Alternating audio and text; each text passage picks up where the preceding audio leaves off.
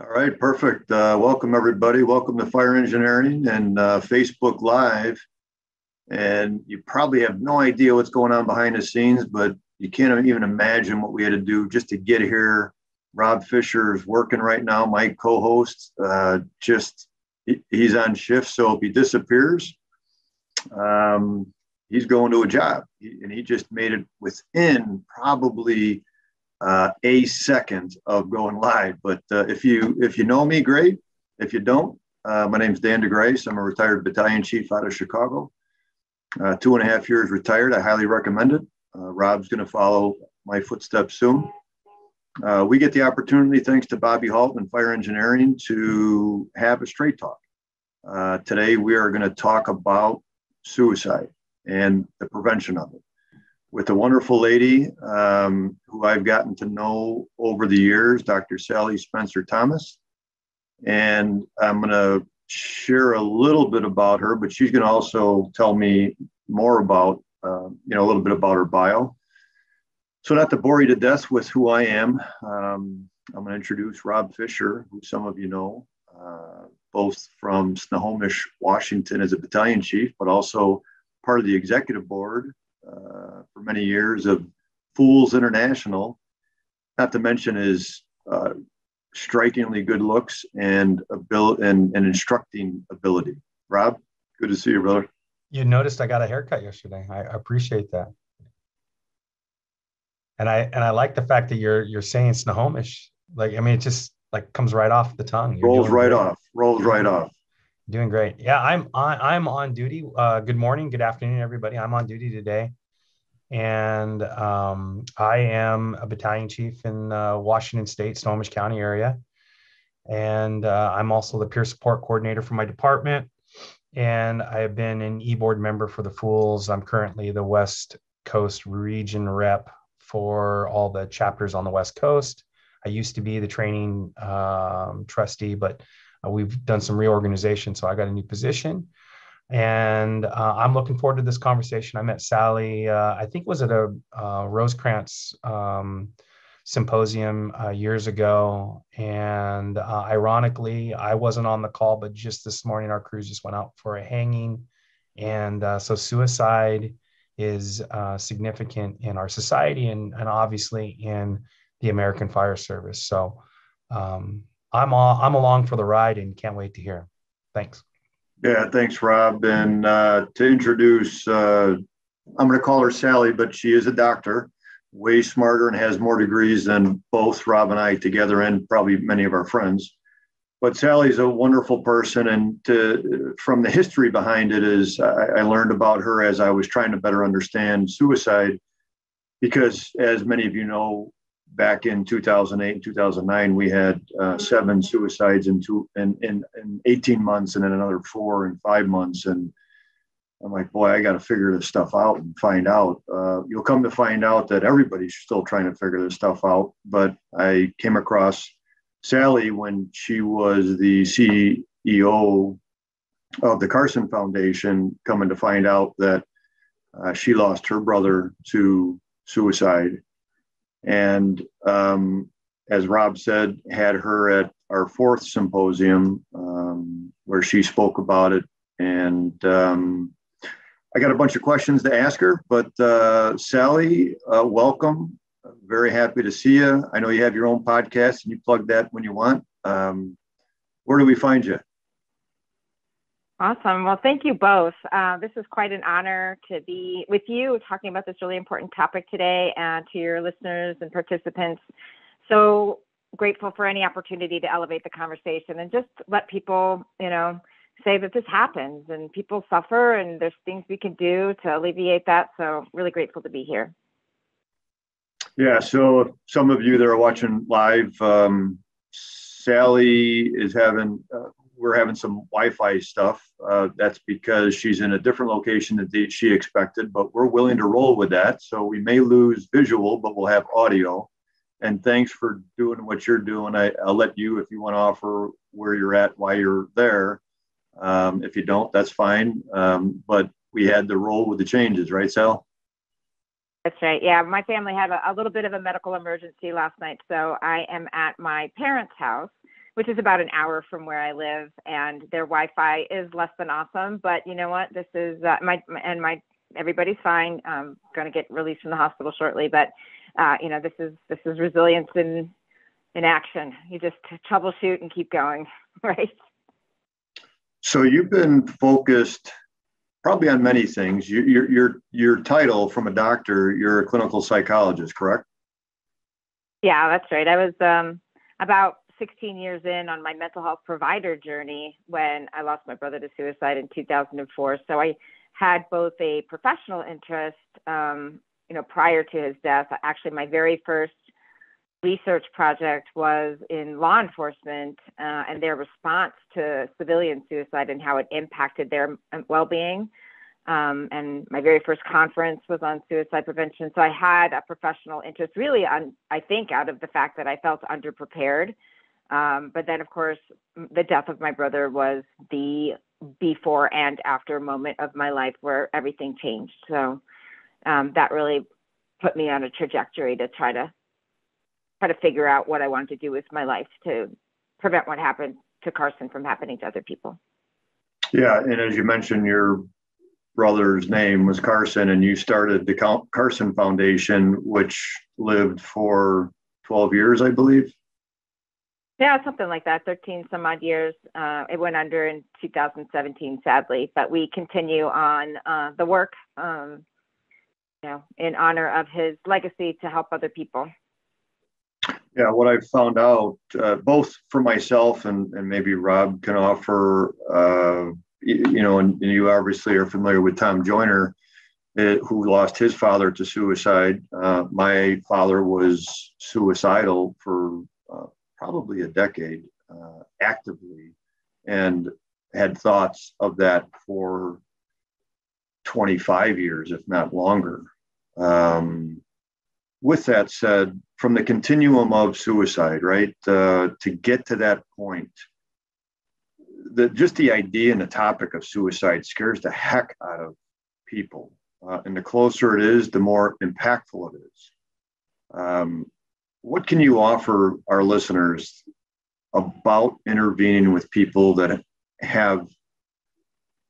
are on that continuum? Well, I mean, there was so much to that question. I want to maybe tackle the taboo part first, because, I think historically, from cultural standpoints, religious standpoints, even the media have often historically been concerned about covering stories related to suicide. We've just tried to put it in a closet. And the truth of the matter is there's hardly a family out there that hasn't been impacted in some way by this issue. And when given safe spaces, people do want to talk about this because it hits people so profoundly. They just need a safe place to do it. And once you give them that safe place, people come out in droves and they feel a release in kind of sharing some of their stories. So that's the first part. The second part of, if you've not been there, if you've not experienced suicidal thoughts, or what we call suicide intensity, which is the thoughts and the feelings around really wanting to escape pain through death, then it's hard to get your head wrapped around how people can get to that place. And I think the analogy that I have found most helpful in explaining it to people is, imagine there's a bunch of people on top of a burning building. They don't want to jump. They just can't figure out any other way to escape the flames at their back. And that is often the experience, not of all. There's no one way to explain this that covers all situations around suicide. But this idea of the desire to escape overwhelming pain is a very common theme for many people who are thinking about suicide. I think that starts to help people understand, this is not that they just want to die. This is that they are in so much excruciating pain that this is the only way that they can figure out how to get out of it. Hey, Sally, it's Rob. Real quickly, while you're talking about that, I think one of the things that a lot of people believe is that we have this suicide thought, and then suicide, if they have the thought, then it occurs. And can you speak to the point of it's not really the case statistically that people just their very first attempt commit suicide, and kind of like that process that it takes multiple times kind of getting there to that point? Yeah. So as you were describing it, Dan, these experiences exist on a continuum, and there are about as many different pathways through it as there are people on the planet. So for some people, they have low-level chronic suicidal thoughts their entire life. I've talked to people who've had that experience since they were like 5 years old. It's always there. It's always on the menu. It's pretty low level in terms of intensity, but it's always there.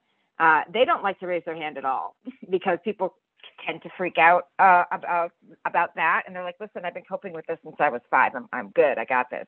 And then you've got people who have what I call one and done surges in suicidal intensity. So they've had a major life event.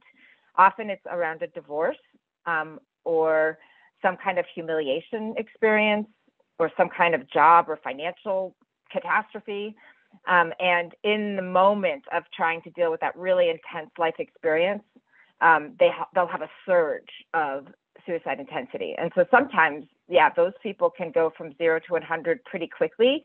And especially if there's alcohol on board and or lethal means really readily available, they can get to high risk pretty quickly.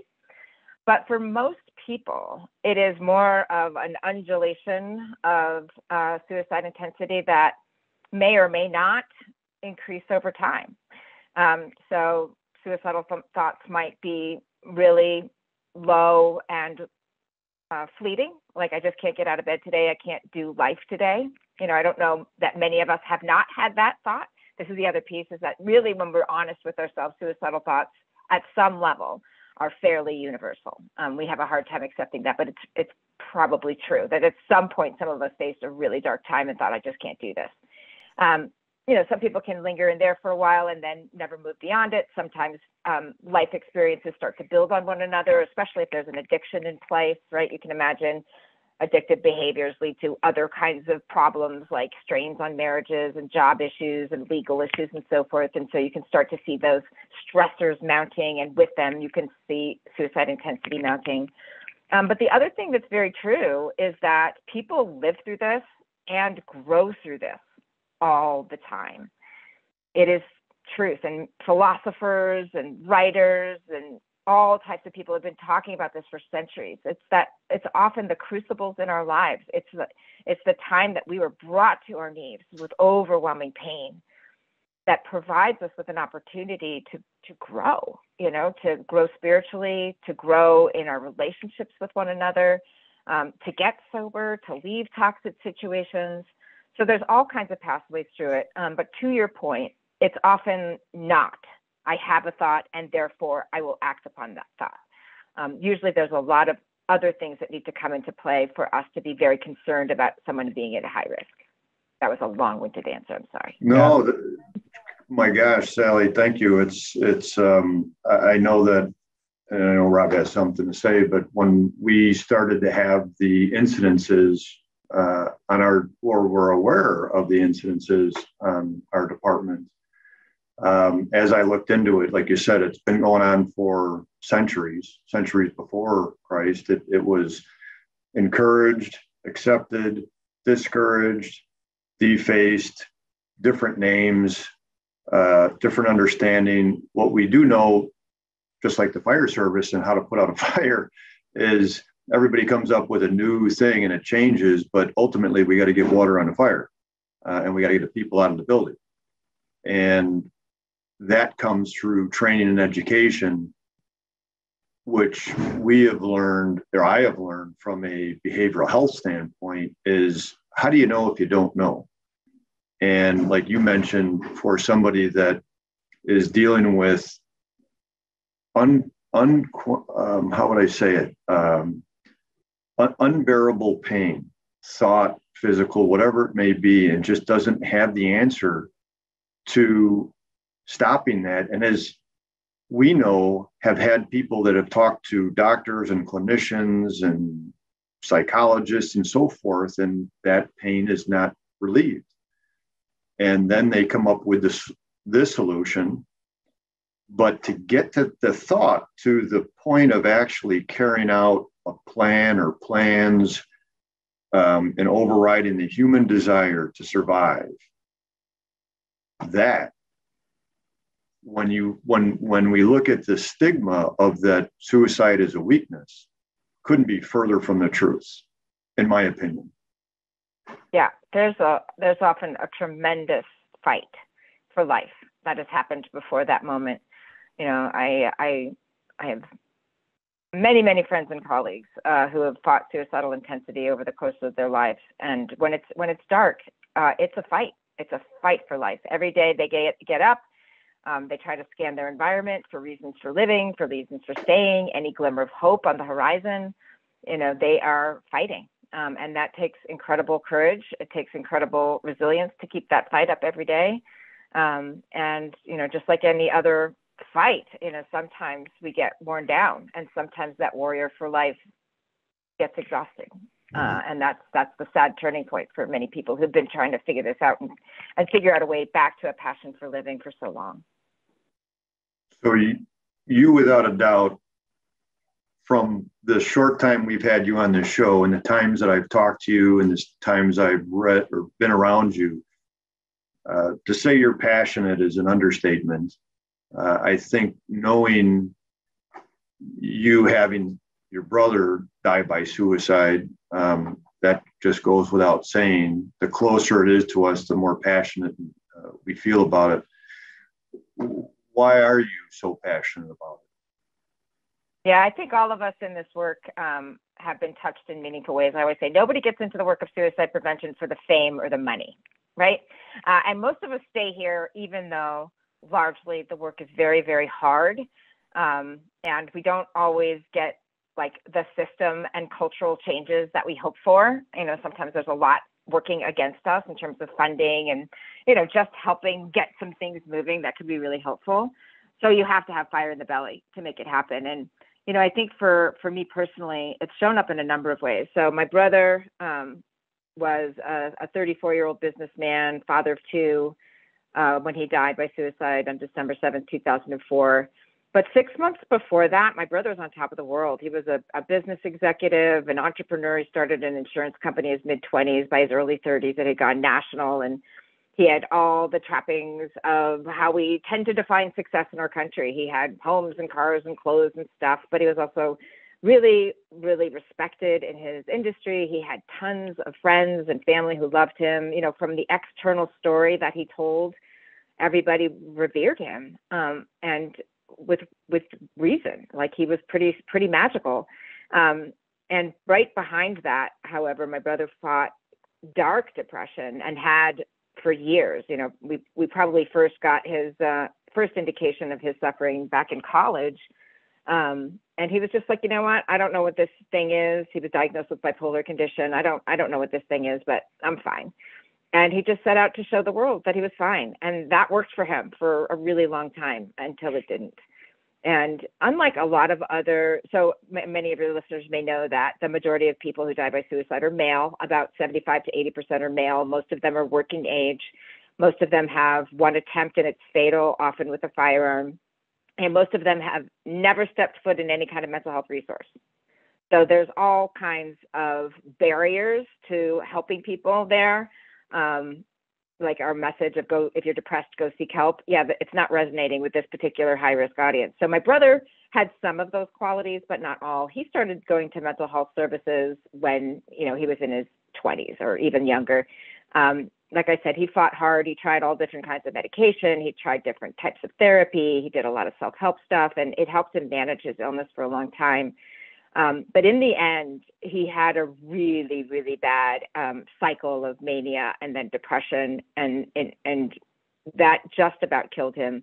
But I think the thing that really took his hope away wasn't so much that he thought he couldn't get through the pain of his mental health condition, because he had before several times. I think he lost hope that even if he did, he couldn't get his life back again.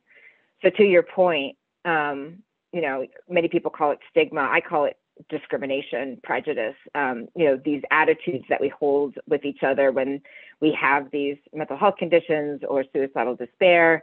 does more damage sometimes than the actual illness itself, and kind of taking away that hope for living.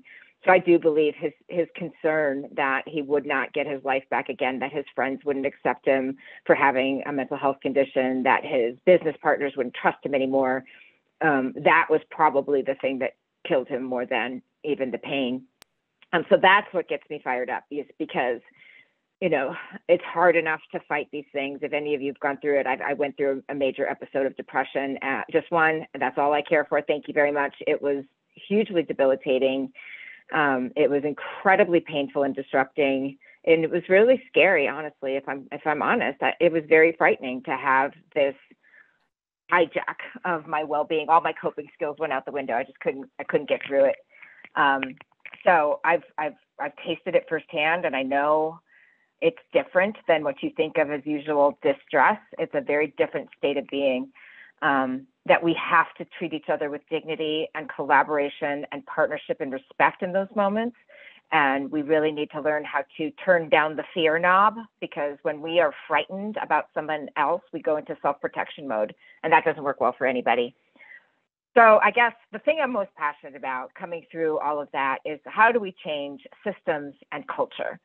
You know, there's a lot of good mental health professionals out there doing really good work helping people. There's some that also don't know what they're doing when it comes to suicide. So that's a little heads up. But for the most part, many people are doing incredible work. The problem is the people most at risk are often not accessing those folks because of all of the barriers that you're bringing up. You know, the stoicism, that I can cope with my own problems. And many of them actually don't even think about their despair through a lens of mental health issues. So it doesn't even occur to them that a therapist might be helpful. So we've got to do a lot of things. Your trainings are super important. That's a definite way to get conversations going and to get kind of the shift of the mindset going. And I think there's a lot of other things that we can do too. You know, training is something that I think comes naturally to the fire service. It's a core of how you prepare people for the career, so it makes sense. But I think there's a lot of other things that we can do in terms of getting leadership involved, about onboarding people from the beginning with a culture that says we look out for one another. Sometimes you're going to hit some hard spots. Here's how you take care of yourself, like right from the beginning. A lot of our culturally responsive mental health services need to understand that the fire service is different than other types of clients they may see, and just so much more. So I'll pause there. As you can see, I could talk about this all day. Sally, it's Rob again. You mentioned that males make up 75-80% of the suicides, and the American Fire Service is predominantly male. I guess my question would be, I got a couple questions. One, what makes firefighters high risk? And then the other thing would be, or my other question would be, we look at the fire service and it's multi-generational. Dan retired when he was like 70 years old, I think is how old Dan was when he retired, somewhere in there, give or take a decade. But it's multi-generational. And so we're seeing, society's changing. We're seeing a different generation come in to the fire service. And so one, why are firefighters high risk? And do we see a difference between the new generation that's coming in? Because the first thing I think of is firefighters my generation and maybe Dan's generation can deal with it on their own. We fix problems. We don't give problems. And then does the new generation coming in, are they better at it than we are? Great. So much to unpack there as well, Rob. Thank you for that multi-layered question. All right. So so we do know, we have data that fire service or public safety in general, higher than the general population. And in large part, that is because male-dominated industry. So men tend to take their lives to die more than women. Women attempt more. So it would make sense that male-dominated industries would be higher than the general population. I think there is still some debate on, really, is that true? Are we more at risk than other male groups that tend to own firearms? I'm not going to get in the weeds on that debate because I think it's relatively pointless. One death is too many. And we do have an indication that it's higher than average here. So let's just work on prevention instead of debating the statistics. So why? Well, partly because all male, mostly male-dominated groups. Partly too because of the culture you were starting to describe. We solve problems. We don't bring problems. right? We are the ones that people lean on to take care of other people. We want to make sure that resources are available for people who might be more distressed than we are, so we don't want to take those resources. That's often the mindset of people who are in helping professions. We've got a number of people coming in through the military too, into fire service. So they also may have had pre-work exposure to trauma. They also have a lot of knowledge and access to firearms, which, again, I will emphasize, firearm owners are not more suicidal. However, if you own a firearm and you have suicide intensity, you're far more likely to die, because that's a deadly thing to reach into in a moment of crisis. But the trauma exposure, and specifically suicide trauma exposure of the fire service, cannot be underscored enough. We have, again, great data that says when you are exposed to a lot of suicide death, whether that's in your personal life, you've had family or friends who've died, in your social circle, say, for kids in high schools, if they have a suicide death in one high school, we get worried about their exposure from regional high schools and so on. Even the media, when Robin Williams and Anthony Bourdain, Kate Spade, when they died, we got concerned because we do know that there's this exposure effect. So now take into account the firefighter. They have so much exposure to suicide deaths, suicide attempts, near misses, that takes its toll, both from the trauma standpoint as well as from the exposure standpoint. And then layer onto that the fact that suicide death is fairly common in the fire service. Now they've lost a coworker or someone, again, in their community. It just really increases the risk. There's many others, but those are, I'll just give one more that's common in all kinds of first responder communities, which is the revolving door phenomenon.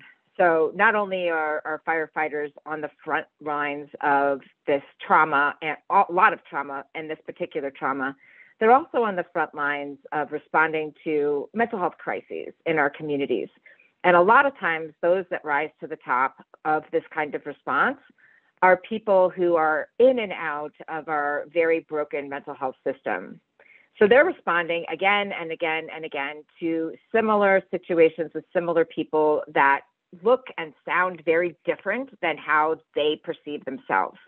So there's this distancing, right? I'm not the chronic and severe person experiencing homelessness on the street who has schizophrenia. I'm so far from that experience. So there's this push against any kind of identity alignment around being someone who has a mental health condition, because that's their experience on the street is something very different than how they see themselves. So that also is another barrier. Now, to the point of your question about what about the up and coming firefighters? And my encouraging answer is yes. I do believe that the emerging generation of workers across the board, not just fire service, have been talking about social and emotional skills since kindergarten. This is something, it has been significantly emphasized, especially with all of, the things that this generation has had to experience firsthand that you and I and Dan have not had firsthand, which is all the school shootings. And, it had a huge impact on this emerging generation about the importance of well-being. And frankly, they're fluent in it. And I'm saying they're managing up. This is my term. They're managing up. They're making the older generation look at our beliefs and so forth and say, maybe we had a blind spot in this issue. And maybe it's caused some death and despair and suffering that we didn't mean it to cause, because we were so much about self-reliance and resilience that we didn't give people an option to raise their hand and say, hey, I'm hurting right now and I could use some help. This emerging generation of workers, they're all about that. And in fact, if they don't feel that that's part of the culture of any kind of workplace, they'll leave. And we just saw that, right, with the Great Resignation. They vote with their feet and they're out of here. I'm not sure if you're seeing that in the fire service, given the strong intergenerational ties, Dan, that you were talking about. There's incredible loyalty and what I call a single source identity when it comes to the fire service. I'm a firefighter first. This is the only dream that I can see. So that might be a little different here, but all across the nation, we're seeing that the emerging, some of the the Gen Xers, but most definitely the Gen Zers, they're going to revolutionize how we deal with this. So just to tell all listeners that what we do behind the scenes is we offer our guests like Sally a set of questions. And so far, I don't know if we followed that. She is the consummate professional. We've asked her multiple questions that weren't on the list, but that's just because Rob and I have a lot of questions. We only have an hour here, but we've covered quite a bit in 30 minutes. We have a few other questions that are scripted, and I have a bunch of questions now that are unscripted just because of what Sally has offered us. I'm going to say a few things in a sense here, and I honestly don't care if people agree with it or don't, but from my unprofessional titles and really from my lived experiences with people and talking to them, I know that in the beginning, when I started looking into suicide in the fire service, I did a presentation in Boston and I titled it Sound the Alarms. And then as I did research and talked to professionals and tried to better understand the demographics and the information that comes out of the CDC. And then I looked at the incidence rates, comparing the numbers with the population, the changing population, that, and talking to my buddy Frank Lito from New York and having discussions about, are we doomed in the fire service? I in no way, shape, or form want to talk about this and say that everybody in the fire service is going to die by suicide. This is an educational process that I continue to learn about, Rob continues to learn about, and as Dr. Sally has said, she has spent her personal and professional life better understanding, and the clinical world is still trying to better understand it and how to manage it. With all the risk factors, any one or all of them don't indicate necessarily that somebody is actually going to go down a continuum and choose to try to die by suicide. What I have learned from the fire service, as opposed to necessarily law enforcement or the military, and nothing against them, but I think that in the fire service, we have a number of protective factors that prevent us from choosing that path of dying by suicide. I'm not going to get into great length about that, but I have really changed my thought process in it, because when I look at the incident rate and you look at it actually went down a year or two ago from its highest, which was like 14.1 or 14.3 per 100,000. It's actually in the 13s now, which is insignificant, but it's gone down. It's, again, we could look at reporting and so forth. But if you look at the demographics of white males, the incident rate climbs to triple that in the 30s. And then if you look at 65 and older of white males, it's actually even a little bit higher, 37 or 38 per 100,000. Again, when we're studying a demographic, what is it made up of? And I learned when I thought that 24 per 100,000 in the Chicago Fire Department, which was twice the national average, was significant, but what was our makeup? Without trying to confuse everybody, I'm doing another presentation at an organization called LAP, Labor Assistance Professionals, and we're focusing a little bit on a different demographic because the other person that wants to speak and we're going to co-present on is an African-American female who has a daughter that's African-American, and one of her friends, I believe, had suicidal thoughts in an attempt. Come to find out of recent, and we talk about current generation and former, and then pressures and variables and all that, that adolescent African-American females, their incident rate has increased 182%. Now, if my income went up 182%, I'd be like, holy cow. Or if it went down 182%, if it went up 20%, I'd be screaming at the top of my lungs.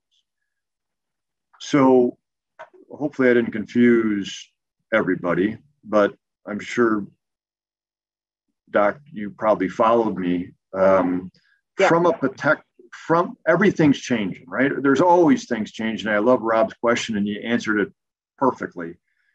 What about the protective factor? We talked about the risk factors, but what about the protective factors so that we know how do we build, what do we know and how do we build on that, not only from the fire service, but people in general? Yeah.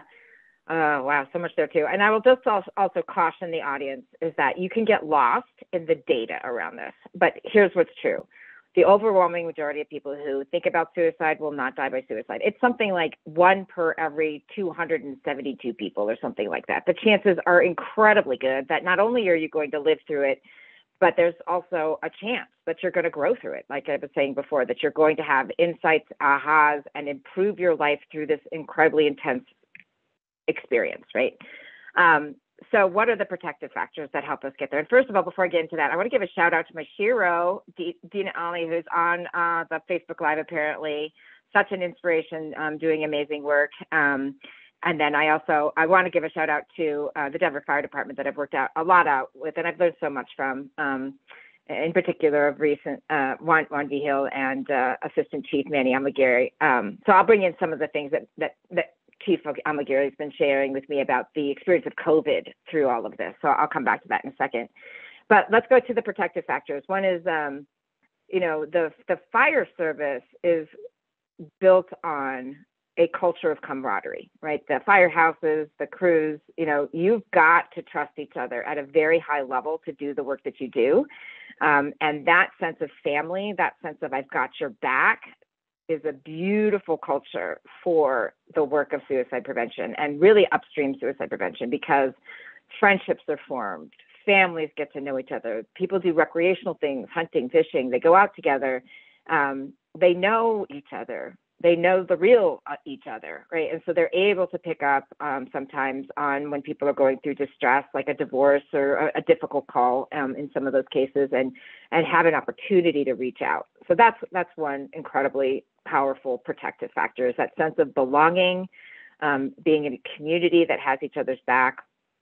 That's pretty much the biggest piece of suicide prevention overall. If you feel like you belong somewhere and people love you, and the second one is also true in the fire service, and if you feel like your life matters, that something about your life is giving some kind of value to the world, then that also helps you live through some dark times. And the fire service has an incredibly powerful mission where you can feel your impact on helping the community every single day. It's not like you're built-in widgets and a cog in someone else's money-making machine. You are helping people all the time.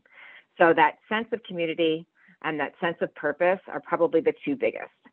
The other pieces that I'd say are in the mix, but probably not as strong as those two, are the fact that you have opportunities upstream, midstream, and downstream to make an impact in this space. You have systems and culture in place where we can just bake this stuff in. So for example, there is usually a strong sense of a healthy firefighter is an effective firefighter. So there's a focus on physical fitness and understanding that we can kind of connect the dots there, that you can't have physical fitness without mental fitness, that you also need emotional well-being to be holistically fit. We can tie those dots. That psychological safety is part of job site safety. We can connect those dots. You also have training infrastructure from the academy all the way through the career. So again, we don't have to build that exists.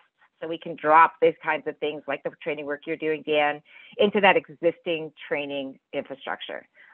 For larger municipal departments, we also have opportunities for baking in mental health supports, specifically peer support programs, which I think many of the larger departments have agreed. And I know you've done tremendous work in advocating for the power of peer support to make a difference, because people who have reluctance to reach out to mental health services are far more likely to reach out to someone they feel like has a shared life experience than someone with a whole bunch of degrees after their name. So having peer support as part of it. And then also moving away from really sending people to a general employee assistance program where they're not really understanding the experience of a fighter, but to more specialized mental health services, whether that be a warm line or specific firefighter psychologists or social workers that can provide those mental health services. That's been an emerging area of the continuum.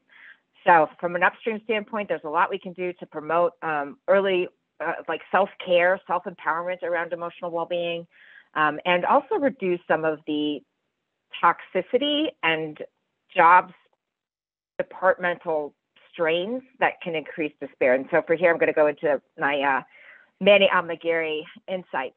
He said, we were already dealing with a lot before COVID, but then when COVID hit, that whole year of 2020, the entire experience of the department's emotional well-being was really compromised pretty much across the board. So not only were all the essential workers out there dealing with something that nobody had protocols for, nobody knew we didn't know where it was headed. It was incredibly intense for people, but all of the divisiveness and the social unrest for firefighters in particular, again, not prepared for that. We don't have the gear for it. We've not tactically trained on how to deal with tear gas being thrown at us. We're not usually the targets of this. And the media scrutiny around, you got lumped into the first responder bucket was just unbearable.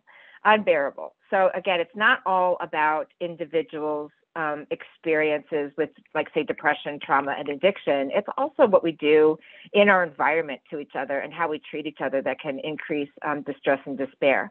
So part of the upstream approach is also looking at the departmental policies, culture, practices that might be increasing hardship for the firefighters.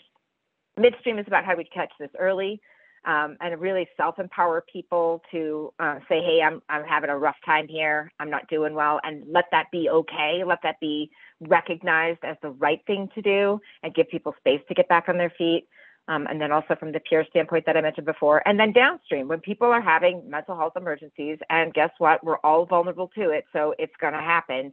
What is our plan to meet people with dignity and respect on their darkest day and walk with them as they try to get back on their feet? I will stop talking. Sally, one of our listeners, I think through Facebook Live, Nick asked, I know we're going to go back a little bit, but he asked if the suicide rate is generational at all. I'm not sure exactly what that question means, but I'm guessing it means like throughout families. So I'm going to take it in that text. So yes, we do have data that show that if you have a first degree family member that's died by suicide, like I do, your rate goes up. Now, different studies will tell you different things. I think consensus is somewhere around about 4 times. So my rate of dying by suicide is 4 times higher than someone who does not have a first degree relative who's died by suicide. So in part, that is understood to be a biological predisposition, in part.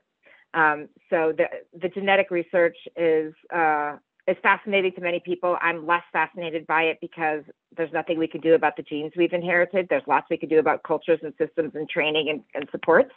But there is some indication that there may be an inherited gene that is a little bit more prone to impulsivity, and that might be contributing to suicide risk.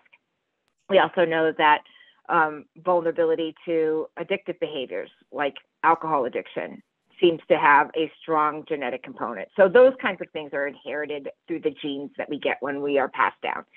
But even more so, the generational impact appears to be linked to that exposure effect that I talked about. I know for myself, like, I had not had any direct exposure with suicide. I had studied it, I had learned about it in school, but I had not had a direct impact on it until my brother died. And it's just something that I never considered or thought about or anything. Like, it just wasn't on my radar.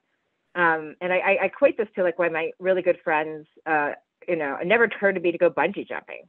And then she went bungee jumping and I was like, well, that's now on my radar. Like, I could go bungee jumping, right? So that happens with the exposure effect, is that it gets into their consciousness when someone close to them has modeled the behavior. And so that's also part of what's happening here, is that we've got a behavior that has been modeled to us by someone close to us, and that increases our risk. It becomes part of a script, if you will, of what's possible. And I think also, Sally, and again, with numbers, right? Liars figure and figures lie. The incident rate is probably a good measuring tool, but then again, it's all about reporting and who reports it, That's how, right. and how we get that data. But if we look at that trend, the trend has continually gone up, where when I started looking at it, and maybe it was the 80s or 90s, it was around 10 per 100,000, and whether it be 13.9 or 14.2, it's about 40% higher today than it was 30 or 40 years ago. We obviously, and there's intention, right, to reduce that. There's some slogan saying zero suicides. I don't know if that's like saying zero cancer, but again, you talked about a lot of the things downstream, midstream, and upstream of what we can do. What I appreciate about that, and what I know too, having a father who, when I was 6, near attempting it, was in the other room, and 2 peer supporters that were police officers engaged him and took the weapon away. That didn't take the thoughts away for the next 30 years. And then he became very actively suicidal, but without the means, but had the thought, had gotten to the point where he was near attempting it. The advantage was, for me, was I had a better understanding of it, so I could have that conversation.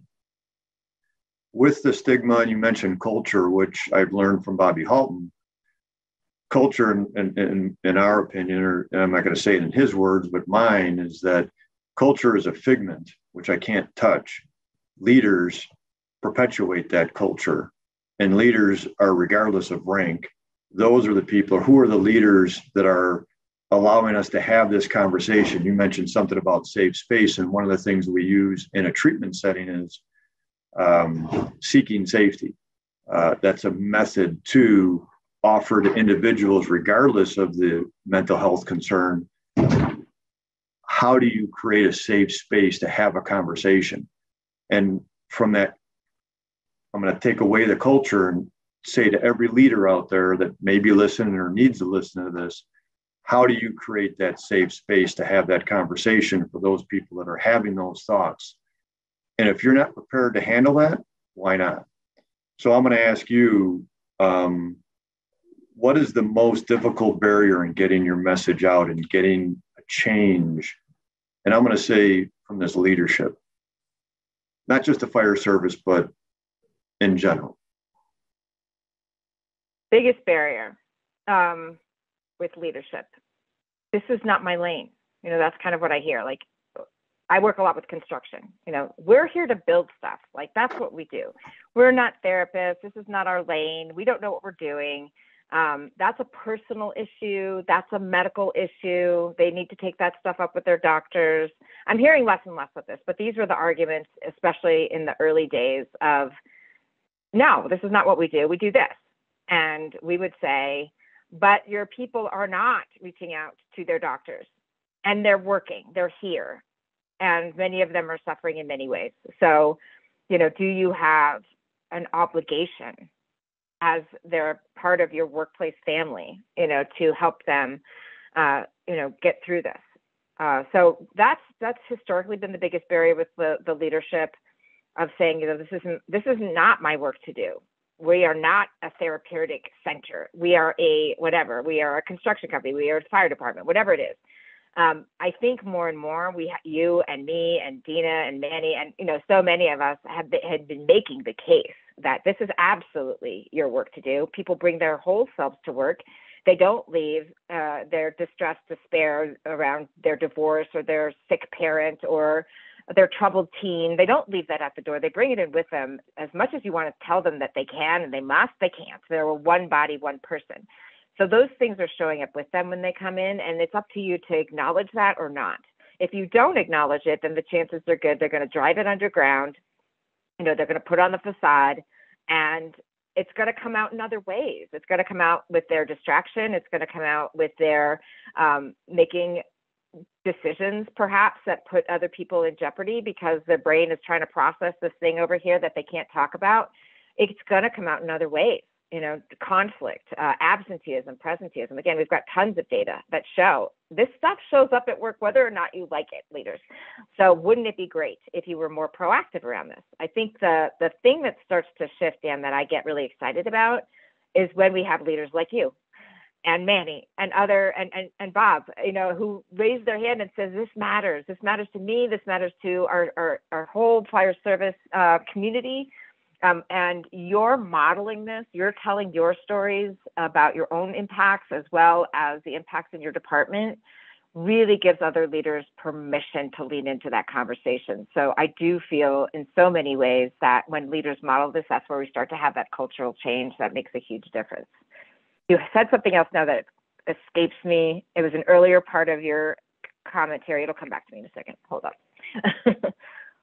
Something about the numbers going up. Yeah, it'll come back. Yeah, as Nate had asked in regards to generational, if you do look at the numbers, and you can't look at you could look at a cross section, but what is happening? Where's the trend? And the trend is upwards. Yeah, and I do think it's a combination of our improved reporting. I also think that the people determining cause of death are doing a better job of doing a psychological autopsy, looking at intent more so than they did in the past. I do think those are things that are playing a part. And I also, when you were talking about earlier, we've got data now that show that many of our communities of color, our young Black and brown teens, are having increased rates that are incredibly concerning. So that's a new phenomenon where we're seeing things going in the wrong direction for sure. The 2020 data actually went down by a little bit, which was surprising to a lot of people who thought, oh my gosh, the escalating, skyrocketing suicide rates during COVID. We in the center of the conversation, we're not expecting that because we do know that when communities face large-scale disasters, which COVID really was, we do often see an initial dip down in suicide because communities pull together. Now, 2020 was a horrible year in so many ways. That, we probably didn't go down as much as it would have if we didn't have all the other challenges and stressors of that year. But, it didn't go down for everybody. It didn't go down for people of color. It didn't go down for young people. And, for the first time ever, suicide was out of the top 10 in 2020. But it's only because COVID took over and there were so many deaths by COVID. So again, it's a long term. We're looking at the trends. But really, we are also looking at how to get people. I remember my point I was going to make. How to get people out of suicidal despair. You talked about your dad, right? Not getting access to his firearm, but the Suicidal Thoughts were very active for the next 30 years, and frankly, that's a hard life to live, right? That's a hard life to live. So the world of suicide prevention really isn't about just suicide prevention, which is like keeping people back from the very brink of taking their lives and restricting, say, their rights to own firearms or their rights to have other things just so that we can control them all the time, right? That's not what suicide prevention is really about. The suicide prevention that I'm interested in is really about helping people come back to a passion for living, helping them rebuild those connections in their life that are so meaningful to them, rebuilding or redefining a sense of purpose in their life that gives them that sense that I matter. All of that is beyond just the brink of the moment of death. It's really about why we're here on this planet. Yeah, I would offer one more thing too, and it's not something that I ever thought I had to do or anybody told me I had to do it, was after we took the means away from my father, I actually had to ask him, do you have an alternative? And that was one of the scariest things I ever did. And then when he offered to me the alternative, I had to weigh out whether or not I had to find a safe place for him or if he was going to be able to carry that out. And that was just a lived personal experience, and then had to create that safe space for that conversation, much like when people are in a, whether it be an inpatient or outpatient setting. And that's not the only safe space to have a conversation. It's, are we providing that for our membership? Are we providing that for our own family? And when we talk about wellness programs, right? Let's talk specifically about the fire service. We have this wellness programs that we check our, our pulse, our breathing, our heart rate, and so forth, and do some blood tests. But not that we're going to do SPECT brain scans, but how many mental health questions do we ask, and what drives our behavior, but our thoughts and our feelings? Not trying to get off topic. Those are just things for people to ponder, which I know people like you have. But we have to bring together, and as Nick had mentioned about having services that understand us, they're not everybody that talks to a firefighter that's a clinician has to be a former firefighter or a current firefighter. Correct. There are a lot of smart people like yourself that they have to choose, are they going to focus on this population? The same thing that I'm not an expert in this field of suicide. It couldn't be further from who I am, but I focus a bit on it, and I've actually done research on it. There's a lot of misnomers out there, and we need people like you, as you already know, and that's why I brought you to the symposium, and you were willing to do that, to talk to a bunch of goofballs. We need more of this, and that's why you're on the show. With that said, as we come close to the end, and I'm sure you want to get back to your family, thanks for taking time out in this period of time. Where do people find Dr. Sally Spencer-Thomas? How do they find you? How do they connect with you? And what else are you doing? Sure. So I want to give a call to action to all the participants. There are actually handholds that you can grab onto to develop a comprehensive upstream, midstream, and downstream suicide prevention, mental health promotion program for your department. And we design these things to help small and voluntary communities, large ones, public, private sector, you name it. They are practices and guides and principles that you can use to develop this. And you can find those over at workplacesuicideprevention.com, workplacesuicideprevention.com. We will take you on a journey on what to think of from the protective factors, what to think about in terms of reducing job strain, how to build systems and processes where people can self-empower or get screened or get training, and then downstreams, what kind of protocols and resources are best suited to help people through these kinds of things. So workplacesuicideprevention.com, call to action, become a pledge partner, and take the journey with us. People can find me on my website, which is just my name, SallySpencerThomas.com, SallySpencerThomas.com. And I have a podcast. Dita's been on it. A number of other folks in the fire service have been on it. I do Twitter chats. I have a blog. I do really most of my days are spent speaking, training, and consulting with different types of industry leaders and organizations and helping them develop their comprehensive program. And what do you do in your free time? In my free time, I go to my happy place, which is Grand Lake, Colorado. And if anybody's ever been out here, you know why. It is just beautiful country, absolutely restorative for me.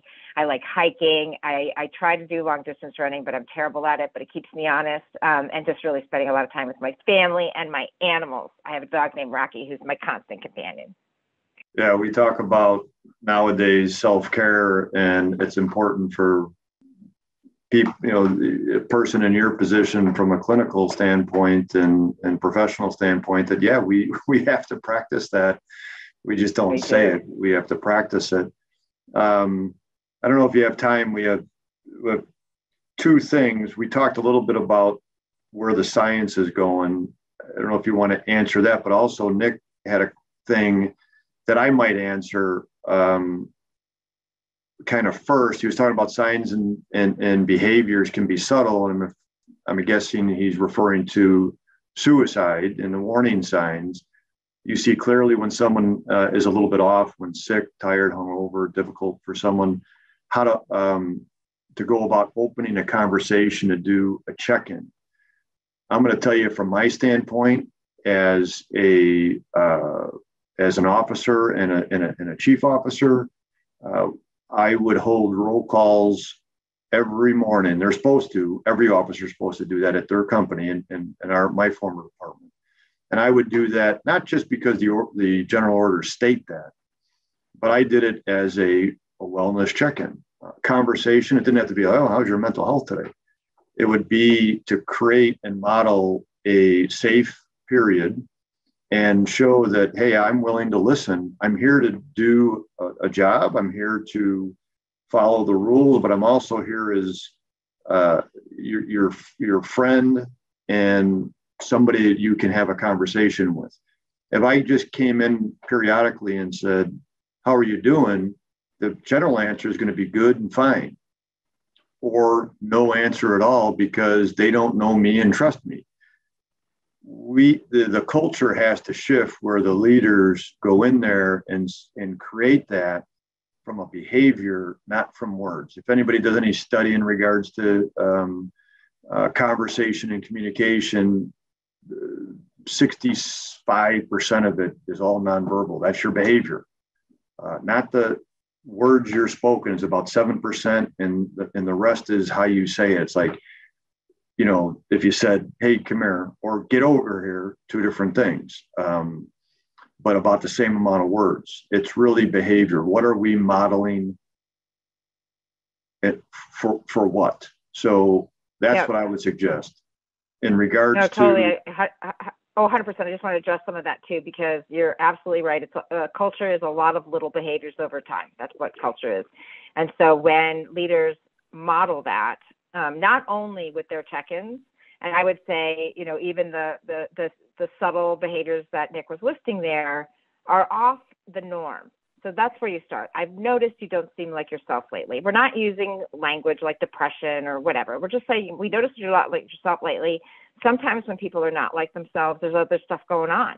If that's true for you, I'm here for you, man. I've been down that, and just go through the shared meaningful experience. I've had periods in my life that have been hard too. I get it.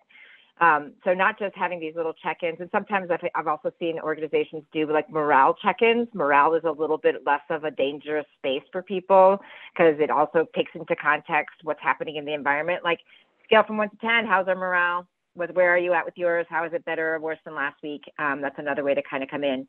But the other really important thing to change culture that you model so well and so many others is for leaders to say, me too. So many leaders are afraid to do that, but it's really important that leaders model, yeah, I've had experiences that have been hard. Yes, I've needed to reach out sometimes to get support or get a perspective on things. Yes, I've experienced mental health services. I've gone to therapy. It was helpful. When I've got leaders who say that, woo, like the culture thing is so much easier. And related to your science question, so right now, there's a lot of effort to perfect the suicide risk assessment and maybe even to make suicide a diagnosis. And, I think there's great work happening in that space. I also get concerned that sometimes our work is so focused on medicalizing suicide that it's all the consequence of a medical condition like depression, that we forget that it's also an existential issue. It's also an environmental issue. And if we put all of our eggs in the basket of medicalized treatment, we will never reduce the suicide rate. It is just one tool we have in our toolbox. We must broaden the conversation and figure out how do we enroll the everyday person in this work and not make it so daunting, but make it easy to reach out to our peers, easy. And we have confidence in reaching out to many other different kinds of supports that we can use. I get concerned that we've medicalized it too much. Yeah, the last thing I want to say is when I look at the importance of this, and this has been important for centuries, right? When I started doing research and realized that then President Bush in 1999 told the Surgeon General, this is a issue. call to action. We're going to have every state in the union address this, but the majority of the people don't know that every state should have a suicide prevention alliance. You're part of, I believe, the American Association of Suicidology, and there are ways to better understand and educate ourselves, and we're all about training going forward to reduce injuries and save lives. This is so again, final call to action for everybody. I think be vocal, be visible, be visionary. All of you, doesn't matter what your title is. There's no shame in stepping forward, but there's great risk in holding back and just hoping for the best. In this place, we need bold leadership. So be the one. Sally, thank you for your time and your expertise and your passion. This has been great and fun. Thank you. Yeah, always an important and also inspiring to be with you, Dan, and to connect. So love linking arms with you, man. Let's keep going. Yep.